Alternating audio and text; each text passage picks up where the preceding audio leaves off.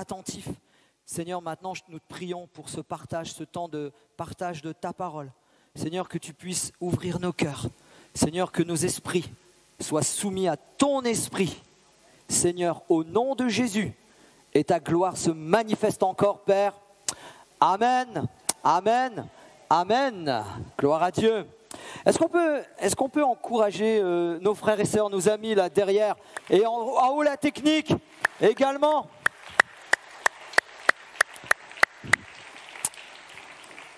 Parce que moi ce matin je suis arrivé, et puis, bon un peu avant, voilà, et tous sont arrivés au fur et à mesure, et puis ils ont travaillé la semaine, et puis ils sont là aussi bien la technique ici. Vraiment c'est une bénédiction de les avoir. Amen. Amen, hein. C'est bon, hein. Ce matin, il y a une petite résonance. Bon, après, je sais pas. Ce matin, nous avons une réunion dans la salle. Alors, je ne sais plus le nom de la salle, mais on dit la salle des jeunes, ou je ne sais plus. Enfin, il y a une petite salle à côté. Et puis, hier, nous sommes arrivés avec les jeunes, et puis tout était déjà en arc de cercle. Et en fait, tout simplement, il y a tous les moniteurs, les monitrices qui sont réunis là ce matin et qui vont passer un temps ensemble, un temps de partage, un temps dans la louange, etc. pour dire, voilà, Seigneur, donne-nous une pulsion ce matin pour nos enfants. Amen, pour nos enfants. Alors ce matin, c'est important de penser à eux, c'est important de prier avec eux. Puis on va faire du bruit ce matin pour dire, on est avec vous là. On est avec vous, à plus de bruit pour eux. On est avec eux là ce matin. Il faut qu'ils entendent qu'est-ce qui se passe. En fait, c'est eux qui disent, on est avec vous. Amen. C'est important, nous avons le pasteur Laurent avec son épouse Stéphanie et leurs enfants. Ils sont sur Oloron ce matin. Alors on est avec eux également, on pense à eux. Et puis que Dieu les bénisse à Oloron, ce matin. Ce matin, on va continuer dans ce partage dans Acte 2, 42. Vous le connaissez, on le connaît tous par cœur. Oui ou non? Déjà, j'ai même pas dit bonjour. Je suis un malpoli. Ils sont malpolis hein, dans le Nord, excusez-moi. Voilà, je salue tout le monde. Voilà, je ne vous connais pas encore. Hein, il faudra des mois pour tous apprendre à vous connaître. Et puis des nouveaux arrivent, etc. Et donc, bonjour à tous. Tourne-toi vers une ou deux personnes. Tu n'as pas le droit de toucher. Il y a une distanciation sociale à respecter. Mais dis-lui, je suis content que tu sois là ce matin. Je suis content que tu sois là ce matin. Les jeunes là-haut, les amis, voilà. On est content d'être là ce matin. Et nous aussi, on est content d'être ici parmi vous. Ils persévéraient dans l'enseignement des apôtres, dans la communion fraternelle, dans la fraction du pain et dans les prières. La crainte s'emparait de chacun. Et il se faisait beaucoup de prodiges et de miracles par les apôtres. Amen. Amen. On voit 4 points essentiels.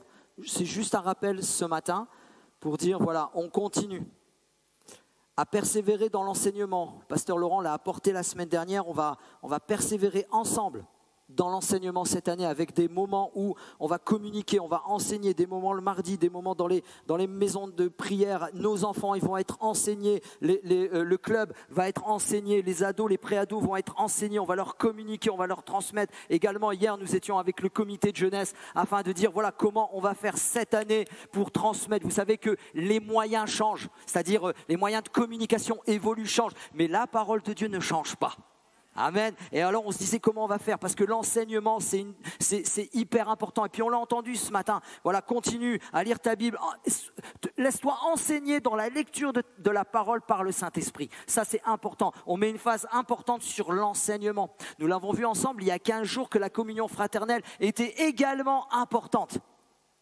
3 amens, il y a 3 qui ont été bénis il y a 15 jours. Merci, j'ai encore du travail à faire. Ok, c'est important, c'est hyper important. Et puis on a vu ensemble que pour vivre une véritable communion fraternelle les uns avec les autres, il faut de la réconciliation. Et puis on avance et puis on y va. La semaine prochaine, normalement avec le pasteur Laurent, on va partager ensemble. On a besoin de persévérer également dans la fraction du pain. On va voir les tenants et les aboutissants. Mais ce matin, ensemble, on va voir que nous avons besoin de persévérer ensemble, individuellement, dans les petits comités, chez les enfants, chez les jeunes, chez les adultes, les jeunes adultes, les ados. J'attendais 3 amen, 18 amen, qu'on a a besoin de persévérer ensemble dans la prière.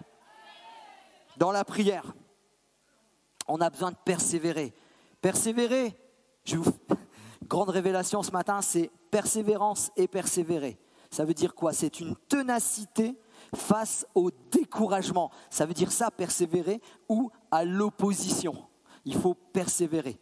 Par exemple, persévérer dans l'attente des promesses de Dieu. Dans le Nouveau Testament, le nom grec, poskarté, j'ai fait du grec toute ma vie, faut pas m'en vouloir. C'est pas vrai, j'ai jamais appris le grec, j'ai pris le mot, voilà. Alors soyez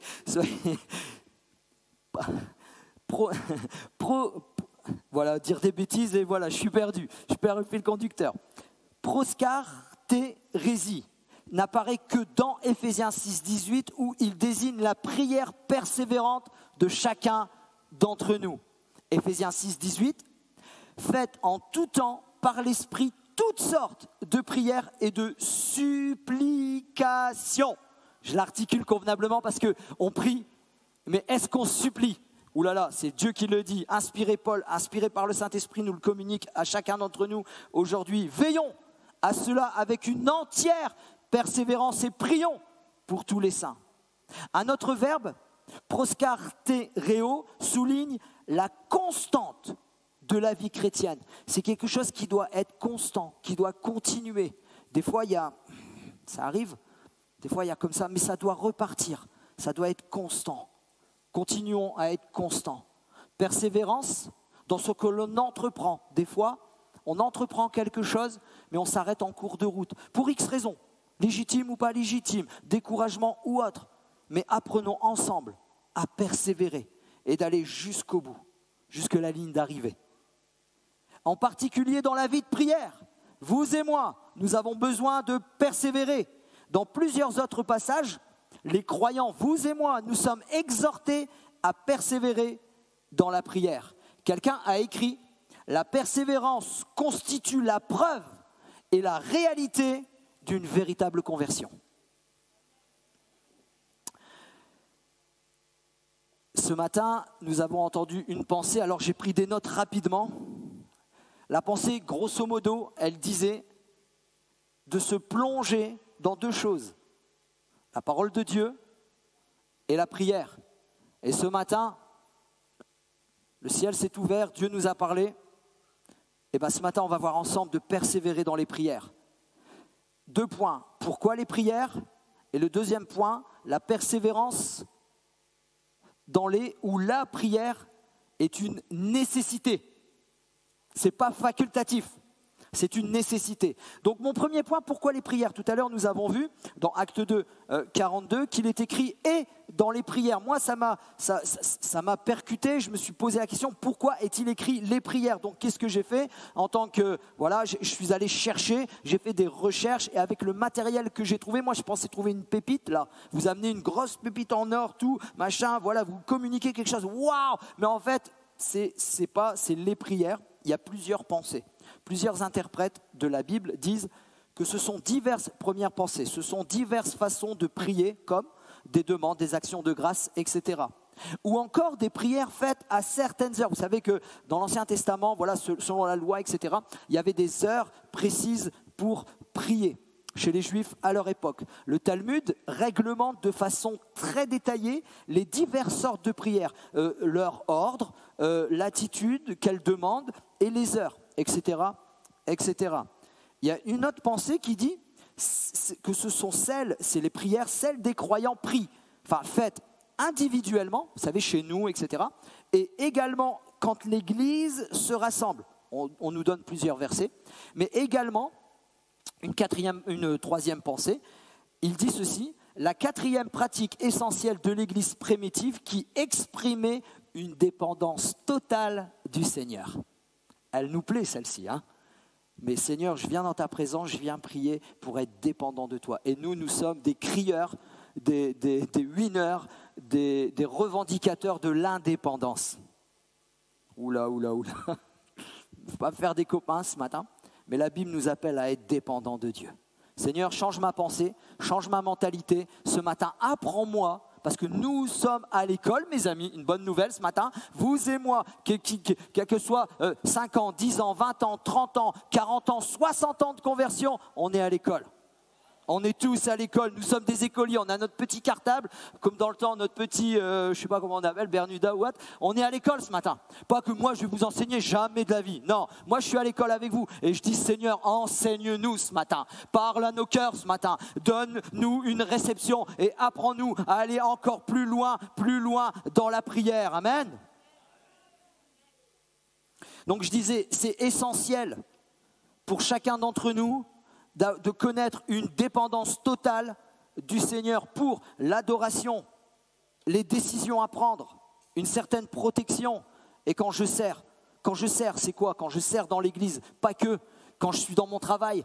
En fait, la prière nous sert à être renouvelés et à vivre ce que Dieu veut que nous vivions dans toutes les sphères de notre vie. La prière sert à toutes les sphères de notre vie, dans tous les domaines. Amen. Amen. Ça, c'était le premier point. Vous avez vu, très, très rapide, très succinct. Le deuxième point, ça va être un petit peu plus long. Normalement, jusqu'à 14 heures à peu près. La persévérance dans c'est, voilà, où la prière est une nécessité. Le verset Romains 12, il nous dit ceci. Réjouissez-vous. Alors, réjouissons-nous en espérance. Soyons patients dans l'affliction. Mais Paul insiste sur un point. Mais surtout, persévérez dans la prière. Persévérons dans la prière et c'est ce qu'on va voir ensemble ce matin.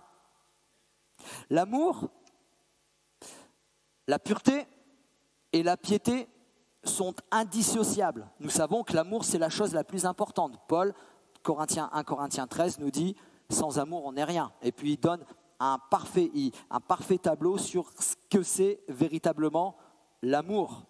Mais la pureté, la piété, toutes ces choses-là sont indissociables. Si la foi chrétienne produit de l'amour, elle est inséparable aussi de l'espérance. Nous avons un espoir.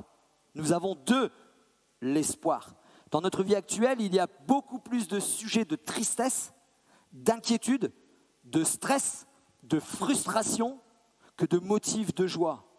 Mais quant à l'espérance, nous, les chrétiens, l'enfant de Dieu, celui qui marche avec Jésus, peut toujours être joyeux concernant l'espérance. Car nous savons que notre avenir nous appartient. Il y en a 3 qui sont d'accord avec moi ce matin. Je vais le répéter parce que des fois on est tellement concentré que notre avenir nous appartient. Ici-bas, mais pour l'éternité. Alléluia. Que nous allons au-devant de l'affranchissement de toute souffrance. Alléluia. Et une éternelle félicité dans la présence de Dieu. De là aussi, pour le moyen d'être patient ou persévérant dans l'affliction. On se souvient, je traverse une mauvaise période, c'est difficile, c'est compliqué, mais j'ai l'espoir de retrouver ceux qui sont partis, ceux qui m'ont précédé. J'ai l'espoir d'être en paix. Tu as des douleurs, j'ai l'espoir pour l'éternité. Je n'aurai aucune douleur, aucune souffrance, c'est ce que la Bible dit. Aucun péché, amen. Ah, ça c'est bon ça. Remarque importante, si nous étions abandonnés à nos propres ressources, face à l'adversité dans tous les domaines. Alors quand je parle d'adversité, ce n'est pas que diabolique. Toute chose est adversité. Nous succomberions. Mais nous puisons notre vraie force dans la prière. Nous puisons notre vraie force dans la prière. Nous devons seulement nous montrer persévérants.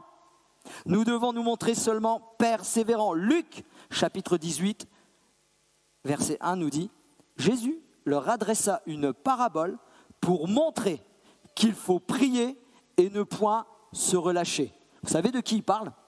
Après, je ne vais pas lire la parabole, il parle tout simplement du juge. Vous savez, le juge inique, le fameux juge inique et la veuve. Qu'est-ce qui se passe? Lui, il ne craint pas Dieu, il ne craint personne, c'est un juge, il y a une certaine autorité, je dirais même une grande autorité, puis il y a une toute petite madame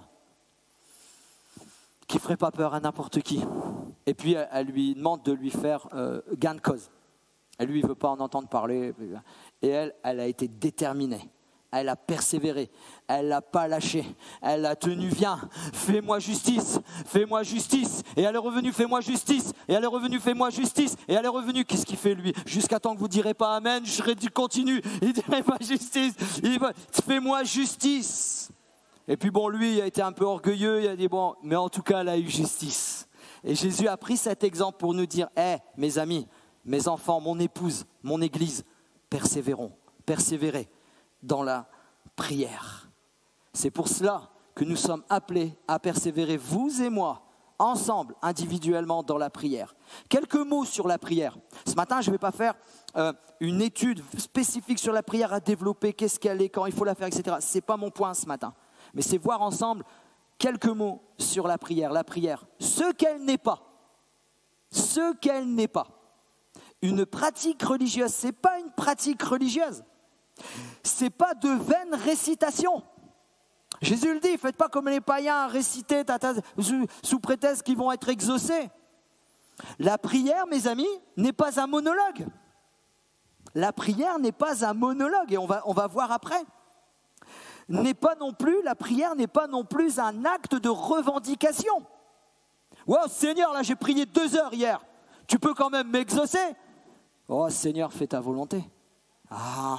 La prière n'est pas un acte de revendication. Mais voyons un petit peu ce qu'elle est. Dans sa forme la plus simple, c'est la définition la plus simple, dans sa forme la plus simple, la prière c'est parler à Dieu. C'est bon ça, hein? C'est bon. Moi quand je parle à quelqu'un, je ne sais pas vous, je pense que oui, j'aime bien qu'il me réponde. Ce n'est pas un monologue mais un dialogue. La prière, c'est aussi une communion, quelques mots, un échange, un partage, une confession, une alliance, une union, une harmonie, une connexion et on dit aussi une intimité. C'est le même synonyme, c'est les mêmes mots. C'est des mots différents, pour dire la même chose.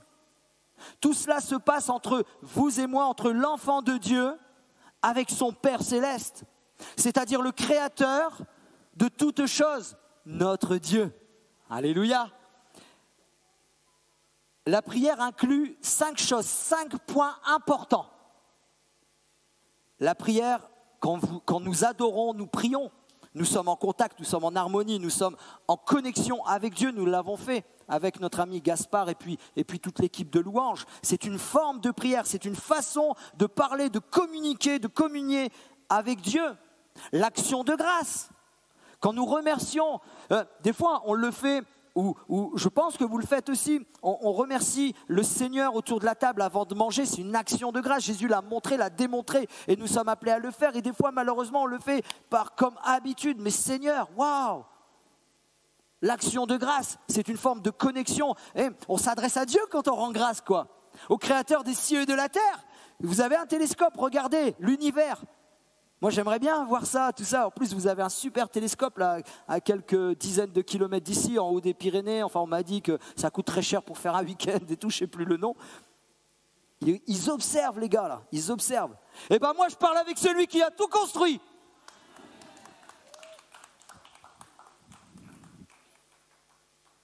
La confession, la pétition, ces 5 pétitions, c'est une demande, une réclamation, seule ou individuelle.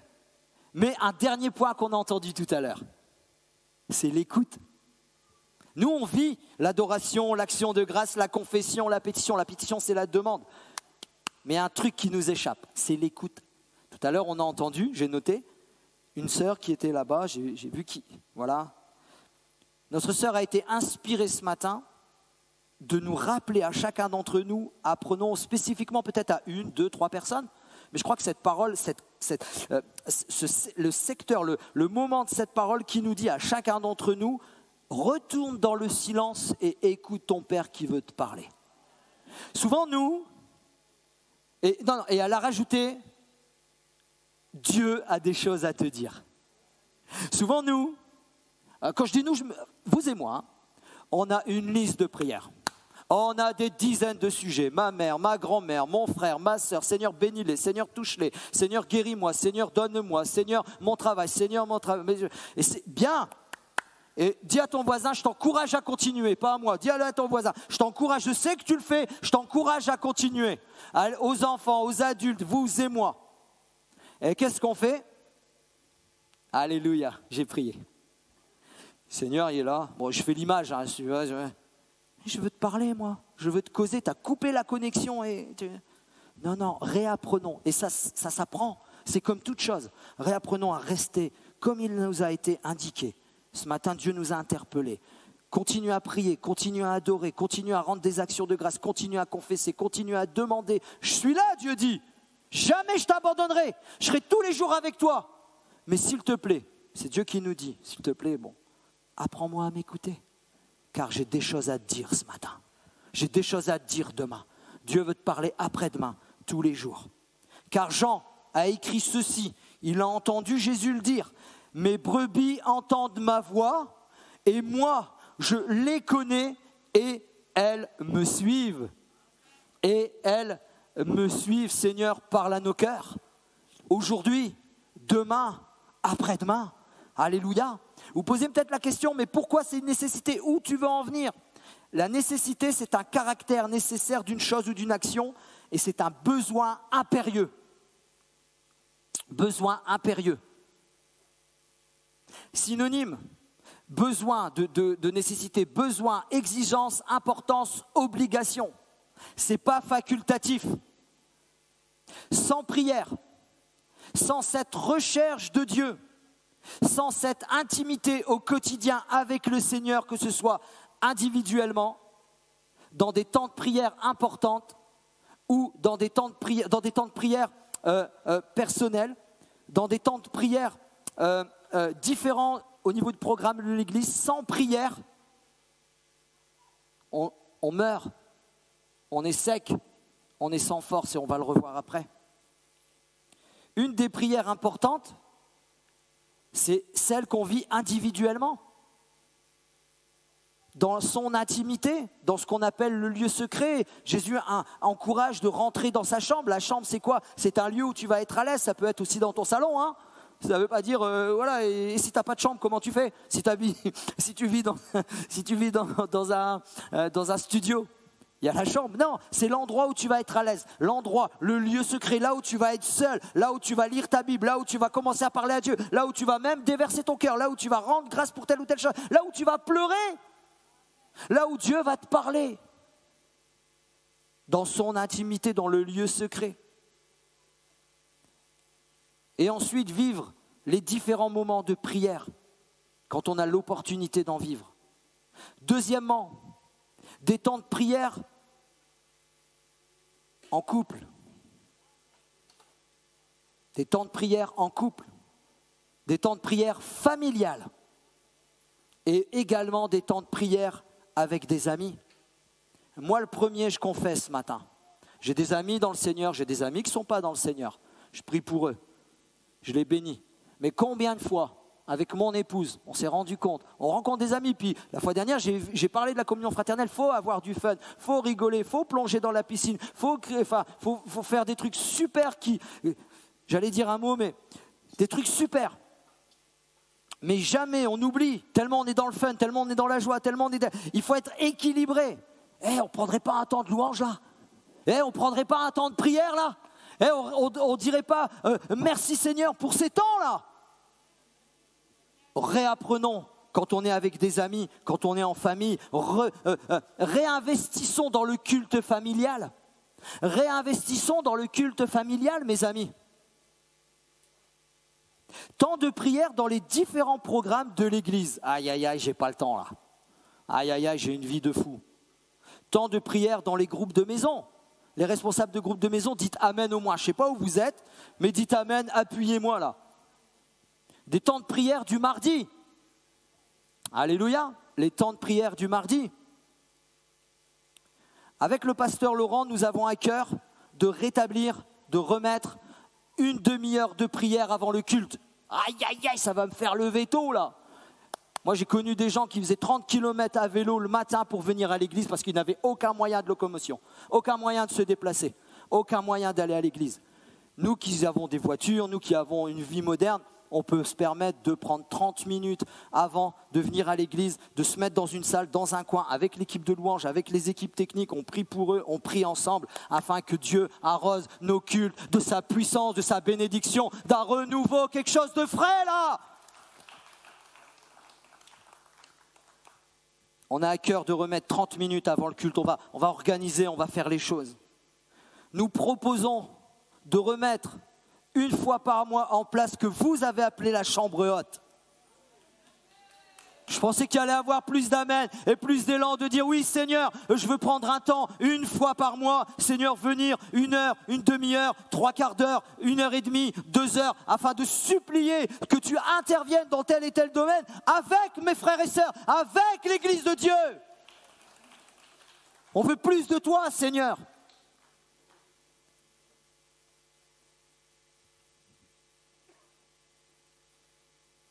Et à partir ponctuellement dans l'année avec le pasteur Laurent, ensemble, main dans la main, nous prions depuis des mois déjà, depuis le temps qu'on sait. Seigneur, on veut démarrer sur un temps de prière fort, sur un temps. À partir du 27, ce 27 là, septembre, merci, le phare en prière. Du 27 au 1er octobre. Du 27 au 1er octobre, on va organiser, on va faire vous allez être informés, vous allez recevoir des mails. Regardez vos mails cette semaine, c'est important. Regardez, on va faire les annonces tout à l'heure encore. Et on organise toute une semaine où on va se tenir, on va donner les horaires exacts, on va venir à l'église le lundi, le mardi, le mercredi, le jeudi, et on va finir en apothéose le vendredi avec une chambre haute, parce que nous, ce qu'on veut, c'est voir la gloire de Dieu se manifester. Je crois que nous pouvons vivre les actes des apôtres, mais il faut revenir à l'essentiel. Seigneur, viens nous remplir de ta présence, Seigneur. C'est ce que nous voulons, mes amis. C'est ce que nous voulons. Et l'objectif de cette semaine de prière, un seul objectif. Seigneur, viens nous donner l'unité. Le thème de cette semaine de prière, Seigneur, viens nous donner l'unité. Seigneur, viens faire quelque chose. Seigneur, viens nous toucher. Seigneur, viens nous bénir. Seigneur, viens nous remplir. Seigneur, je veux être comme Jacob. Je ne bougerai pas d'ici, Seigneur, tant que tu nous aies bénis, tant que tu aies fait quelque chose de nouveau. Viens changer nos cœurs, Père. Viens changer nos cœurs. Est-ce qu'on peut mettre la fiche des coordonnées, mon amie Christine? Marie-Christine, pardonnez-moi. Voici mes coordonnées. Mon adresse mail, mon numéro de téléphone. Bon, l'adresse de l'église, vous la connaissez mieux que moi. Moi, c'est le GPS qui m'emmène encore. Désolé. Et bon, mon nom. Pourquoi je mets ça? Qu'est-ce que tu veux faire? Tout simplement, j'ai été interpellé par quelques frères et sœurs, dont un frère, peut-être il est là ce matin, qui me racontent leur témoignage.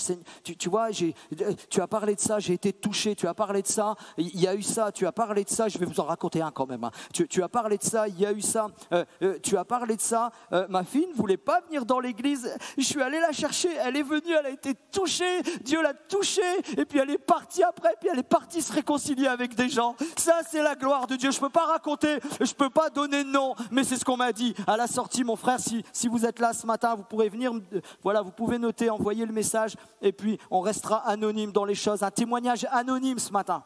Mais la personne, elle est là. Elle m'a dit, dis pas mon nom, s'il te plaît. Mais Dieu l'a bénie puissamment. C'est pas qu'elle veut pas, c'est que vous êtes impressionnant quand même. Venez ici, puis vous allez voir. Témoignage à la gloire de Dieu. Mardi dernier, qui était là mardi dernier? Qui était là? Alléluia. Alors, regarde, si ton voisin n'a pas levé la main à côté, dis, c'est mieux quand tu seras là. Regarde-le. C'est mieux quand vous êtes là tous. Alors, tu dis, ouais, mais Olivier, moi je travaille. Ok, moi je travaille. Vous savez, j'avais une vie séculière avant. Maintenant je suis à plein temps dans le pastorat. Mais même, j'avais une vie séculière. J'étais ancien dans l'église, j'étais prédicateur, j'étais pasteur de jeunesse, J'étais marié au fait, ouais, j'étais marié, j'avais 2 enfants. Avec Sylvie et moi, comment on faisait? On se disait, Seigneur, aide-nous par rapport à nos programmes, à notre travail et tout. Seigneur, aide-nous à aller au moins une fois sur 2. À coup, c'est Sylvie, elle est là pour en témoigner. Dis amen, ils vont pas me croire. Elle est là pour en témoigner. Un coup, c'est Sylvie qui venait, je gardais les enfants. Un coup, c'est moi qui y allais, etc., etc. Je crois que véritablement, vous et moi, avec nos agendas de ministres, on peut s'organiser. Seigneur, aide-moi à être au moins une fois par mois à la réunion de prière. Je vais bénir un frère, je vais bénir une sœur. On vous attend. Je ne suis pas du tout légaliste, mais il est important de se donner des challenges. Il est important de se donner des objectifs, mes amis. Mardi dernier, c'est la sœur qui écrit. Mardi dernier, j'étais très réticente à aller à l'église, à la réunion de prière, car j'avais beaucoup de douleurs. Des douleurs inflammatoires à cause d'une maladie qu'on appelle de Horton. La maladie de Horton qui cause... Je suis allé chercher quand même, vive le net quand même. Je suis allé chercher, en fait, c'est des pressions dans les veines, etc. À ce niveau-là. Et puis, à cause de ça, il y a énormément de douleurs et d'inflammation. Et j'aurais préféré rester à la maison, c'est compréhensible. Vous êtes d'accord avec moi? Car, en plus, je n'aime pas sortir le soir. Mais j'y suis quand même allé avec la famille. Allez, j'y vais là. J'ai mal, j'ai pas envie. Ça vous est jamais arrivé, hein? Je confesse, ce matin, ça m'est déjà arrivé. J'ai pas envie, j'ai mal, je suis fatigué. Les enfants, ils m'agacent. Des cris. Ah ouais, vos enfants, vous, c'est des images. Eh ben, on échange. Non, je bénis mes enfants, ils sont là-haut, ils vont m'en vouloir après. Les enfants, ça crie, ça, je suis fatigué, il y a les enfants, il y a mon travail, je dois retourner les rechercher, etc. Il y a le repas pour mesdames, il y a le repas, peut-être messieurs aussi, il y a le repas, il y a ça, il y a le travail, et puis je recommence, mais j'y vais pas, j'ai pas envie, j'ai mal, j'ai des douleurs. Et puis la sœur, elle y va, elle dit non, j'y vais, je me lève et j'y vais en famille au lieu de rester à la maison. La soirée était très intense, c'est ce que notre sœur écrit, la soirée était très intense. Et tout à coup, après les prières en esprit, on a eu un temps de prière en esprit, qu'est-ce que c'est? On a eu un temps de parler dans ce que la Bible nous dit en d'autres langues. Je m'aperçois que je n'ai plus de douleurs, elles ont disparu et depuis plus de douleurs comme j'avais. Le Seigneur agit continuellement et nous relève dans nos mots. Gloire à Dieu, elle écrit gloire à Dieu, elle est là ce matin. On peut applaudir le Seigneur ce qu'il fait. On peut applaudir ce qu'il fait. C'est pas moi qui l'invente. J'aurais aimé qu'elle vienne ici puis elle dit oui, Dieu m'a fait ça, mais elle dit non, vous êtes impressionnants mes amis. Sans prière, nous serions sans souffle spirituel, nous serions secs, nous serions comme une terre aride, démunis de force, peut-être même amers à cause de certaines choses et circonstances. Mais la prière relève, la prière renouvelle, la prière rafraîchit, la prière restaure. Vous connaissez ce proverbe pas biblique qui dit « chasse le naturel, il revient au galop ». Vous connaissez, hein, mes amis? Il y en a un qui veut toujours revenir. Moi, ça me parle, je vais vous raconter. Moi, ça me parle, il y a le vieil homme qui veut toujours revenir. Mais le vieil homme, elle là, Sylvie, qui s'est mariée il y a 18 ans avec moi, elle l'aime pas. Elle le déteste. Là, elle le latte, elle ne veut pas en entendre parler. Et quand je commence à me déconnecter, moi je suis quelqu'un qui prie, je suis quelqu'un qui lit ma Bible, mais je ne parle pas de prière religieuse, je parle d'intimité, je parle de relation, je parle Seigneur, parle-moi, je parle de supplication. Quand je commence à arrêter, parce que ça m'arrive. Oh bon? T'es pasteur, ça t'arrive toi? Ah moi c'est normal, je ne suis pas pasteur. Et au fait, elle n'a jamais épousé un pasteur. Elle a épousé Olivier, qui a reçu un don de pastorat. C'est tout. On est tous pareils ici. Je suis enfant de Dieu avant d'être ce que j'ai reçu de Dieu pour mettre en place le ministère, etc. Enfin bref, je suis enfant de Dieu, on est tous logés à la même enseigne et ça m'arrive. Et vous savez quoi? Quand ça m'arrive, chasse le naturel et il revient au galop. Ça veut dire que je commence à moins prier. Ça veut dire, mes enfants et mon épouse commencent à prier, Seigneur, fais qu'ils retournent en prière. Fais qu'ils retournent en prière, fais qu'ils retournent dans ta présence, afin que je retrouve mon homme, afin que je retrouve mon Père. Parce que quand je sors de la prière, quand je sors de l'intimité, quand je sors d'une présence avec Dieu, je suis un meilleur mari, je suis un meilleur papa, je suis un meilleur enfant. On a besoin de la prière, c'est fondamental. C'est pour cela que nous sommes, vous et moi, appelés à persévérer dans la prière. Voici quelques versets qui nous prouvent que la prière est importante. Daniel était un homme qui persévérait dans la prière. Daniel, dans l'Ancien Testament. Daniel chapitre 6, verset 10. Daniel chapitre 6, verset 10. Lorsque Daniel sut que le décret était écrit, il se retira dans sa maison où les fenêtres de la chambre supérieure en haut, il monte dans la chambre haute, vendredi, notez, il monte dans la chambre haute, les fenêtres étaient ouvertes et en direction de Jérusalem, et 3 fois par jour il se mettait à genoux, il priait, il louait Dieu comme il le faisait auparavant. Il rentrait dans le combat et a persévéré. Un personnage exemple de la prière. Jésus, c'était un exemple de la prière. Alors est-ce qu'il avait besoin de prier? Il est Dieu, il avait besoin de prier. Moi je crois qu'il avait besoin de prier parce qu'il était Dieu, mais il était homme également. Il avait besoin de se ressourcer, il avait besoin de Saint-Esprit. Il a dit ceci, je ne fais rien que sans que le Père me le dise, etc. Mais aussi, c'est là où je veux venir, il nous a montré l'exemple à chacun d'entre nous. Luc 6, 12, en ce temps-là, Jésus se rendit sur la montagne pour prier et il passa toute la nuit à prier Dieu. Toute la nuit. Matthieu 14, 23, quand il l'eut renvoyé, il monta sur la montagne pour prier à l'écart et comme le soir était venu, il était là seul. Mais également vers le matin, Marc, également vers le matin, pendant qu'il faisait encore très sombre, il se leva et sortit pour aller dans un lieu désert où, qu'est-ce qu'il faisait? Il pria. Il passa du temps avec le Père. Quelques preuves que l'Église primitive a pris Jésus comme exemple et a persévéré dans la prière.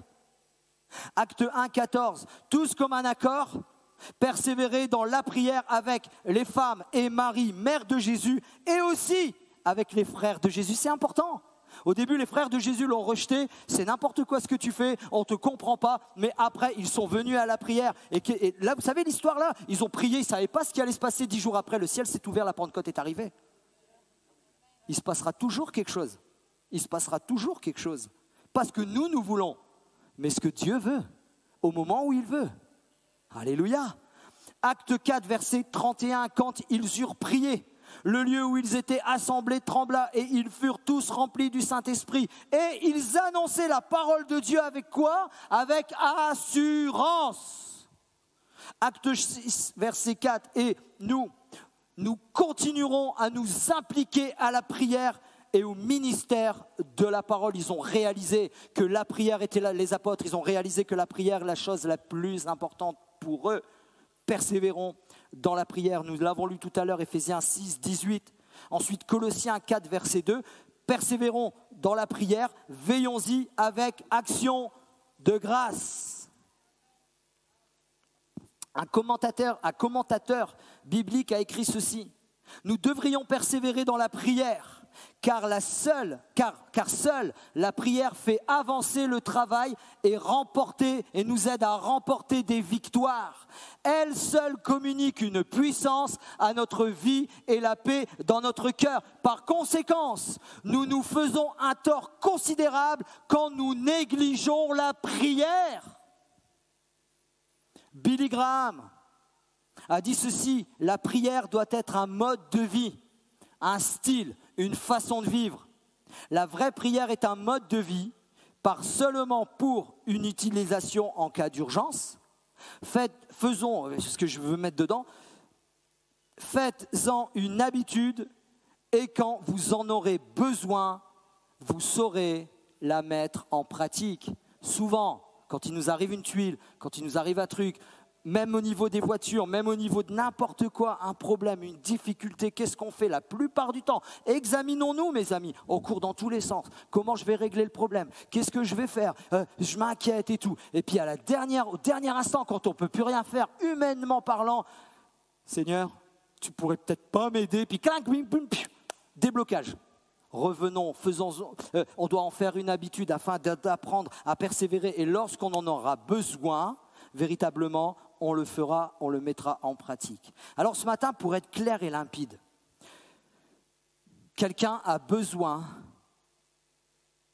peut-être quelqu'un ici a vécu des moments, des choses fortes dans la prière, dans l'intimité avec Dieu, seul dans ton lieu secret, peut-être dans un groupe, ou alors dans certains moments de réunions spécifiques.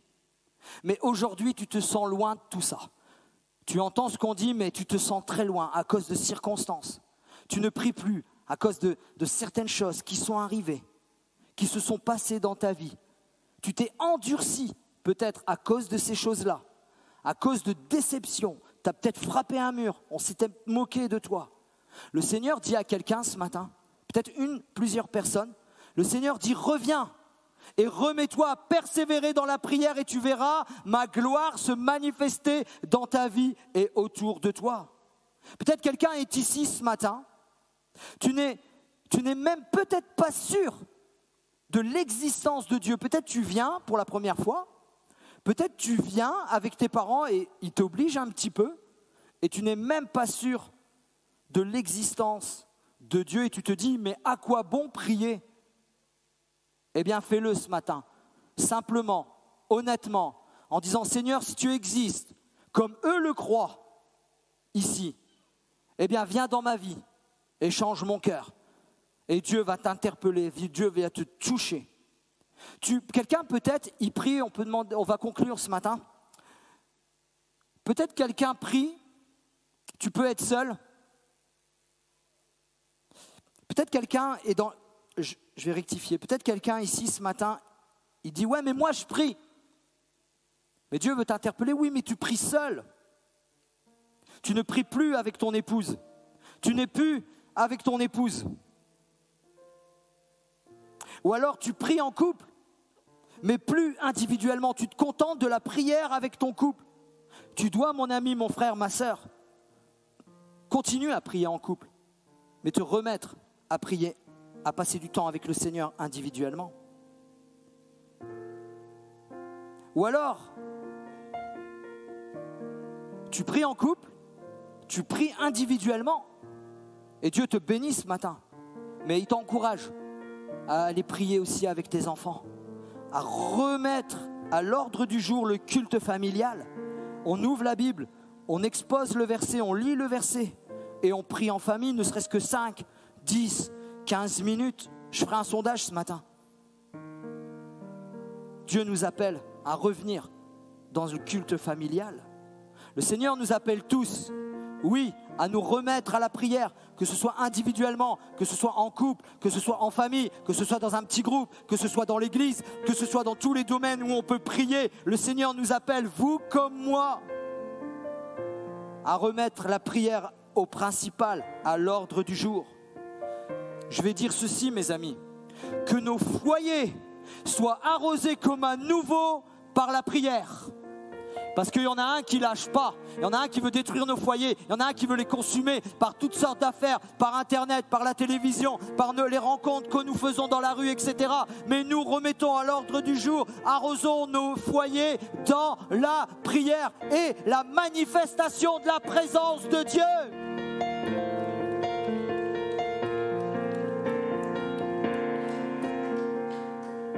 Et je vais conclure avec ceci. J'ai cherché, j'aime bien donner une illustration, j'aime bien donner quelque chose de clair, de limpide. Et dans ma lecture quotidienne, dans ma lecture personnelle, je suis tombé sur l'histoire de Naaman. Vous connaissez Naaman, le général syrien qui a la lèpre, qui a un gros avantage avec, il est tout près du roi, et puis, mais il a la lèpre. Et une toute petite fille lui dit « Ouais, mais quelqu'un peut te guérir dans mon pays. Va le voir, c'est un prophète de Dieu. » Je fais court d'une histoire plus longue. Naaman demande l'autorisation, etc. Il y va. Et c'est un général. Hein. Nous, souvent, on croit qu'il se promène tout seul comme... bref. Mais il y a toute une cohorte avec lui. Il y a des personnes, il y a des gardes. C'est un général. C'est un gars important. Comme on va dire, Premier ministre ici. Il ne se déplace pas tout seul. Et le gars va voir... Élisée, il ne va même pas à sa rencontre. Il envoie quelqu'un. Déjà, ça le vexe, le gars. C'est un général, quoi. Et lui, il s'attend à une certaine conception. Lui, il s'est fabriqué tout un truc. Et le petit serviteur lui dit, voilà ce que Élisée, mon maître, te dit. Tu vas au Jourdain et tu te plonges 7 fois dans l'eau et la 7e fois, tu seras pur, ça y est, tu seras guéri. Lui, il dit, mais vous êtes des grands malades ici. C'est pas écrit, hein, c'est moi qui l'extrapole. Vous êtes des grands malades en Israël. Pardon, c'est le contexte. Vous êtes des grands malades. Moi, dans mon pays, il y a des fleuves beaucoup plus beaux et puis il les cite. Pourquoi m'aurais-je pas plongé dans ces fleuves-là? Et puis ces serviteurs, c'est les gens qui sont autour de général, il dit, mais écoute, peut-être que tu seras guéri. Et la Bible nous dit qu'il s'est plongé une fois, il est ressorti. Il s'est plongé 2 fois, il est ressorti. Il s'est plongé 3 fois. Vous voyez où je voulais en venir? Où je veux en venir? 3 fois. Déjà, il s'est plongé 4 fois, 5 fois, 6 fois, 7 fois. La Bible nous dit qu'il est ressorti pur. Où tu veux en venir dans la prière? Où tu veux en venir dans la prière? Ce que je suis en train de dire, c'est pas selon notre conception que Dieu va nous bénir. C'est pas selon ce que l'ordre nous allons donner. C'est pas selon notre intelligence. C'est pas selon notre Seigneur, tu vas faire comme ci, tu vas faire comme ça. Et puis encore, on va y aller 1 fois, peut-être il va rien se passer. On va y aller 2 fois, il va rien se passer. On va continuer à aller. On va y aller 3 fois. On va y aller 4 fois. On va y aller 5 fois ensemble, afin que le ciel s'ouvre et la puissance de Dieu, elle soit déversée sur chacun d'entre nous. Et comme ça, je crois, à ce moment-là, il y aura des prodiges, il y aura des miracles, il y aura la guérison que tu attends depuis des années. Il y aura la guérison, il y aura les rétablissements, il y aura nos familles qui vont venir. On a besoin d'y retourner et d'y retourner encore. Et d'y retourner encore.